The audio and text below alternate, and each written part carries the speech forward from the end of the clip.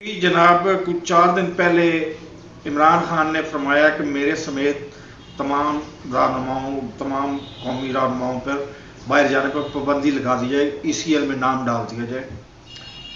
उसके बाद आज सुन रहे हैं कि जनाब मियाँ नवाज शरीफ साहब फ़ख्र एशिया और जिन्होंने पाकिस्तान पर 40 साल हुक्मरानी की, वो बाहर जाना चाह रहे हैं।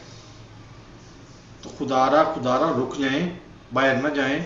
हमने भी तलाश करना है कि कौन से रहनुमा ने, हमारे अजीम रहनुमा ने हमें एटमी ताकत दी और बदले में कर्ज उतारा, मुल्क संवारों के नाम पे वो हड़प कर लिया सारा कुछ।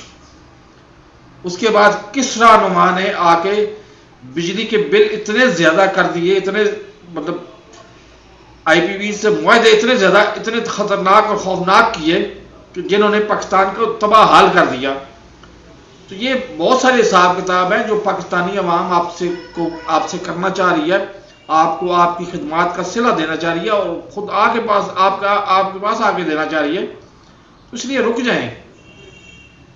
और सीरियस बात यह कि मुल्क के कर्ता धर्ता जो है उनको चाहिए कि इनके नाम ECL में डालें, और जिसने भी कभी आइंदा आने वाले हुक्मरानों के, आइंदा आने वाली नस्लों के बारे में सोचना है, खुदारा इनकी रिस्पॉन्सिबिलिटी तो फिक्स करें कि कौन चोर था कौन निकम्मा था।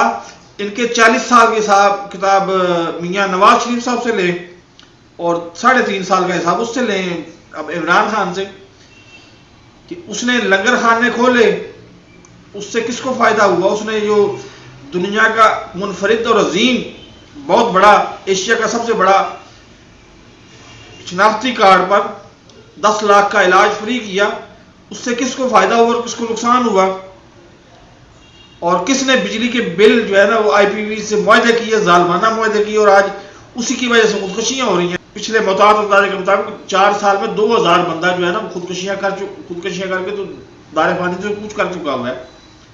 किसी की मां चली गई, किसी की बहन चली गई, किसी की बेटी चली गई। तो ये ठीक नहीं है। आप खुदारा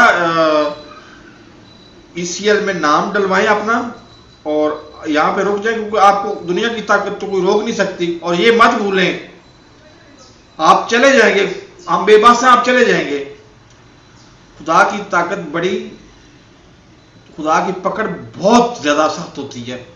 ये मत भूलें कि खुदा की पकड़ बहुत ज्यादा सख्त होती है। इस थोड़े को बहुत समझिए और आप यहां पे रुक जाएं। आप हिसाब किताब दें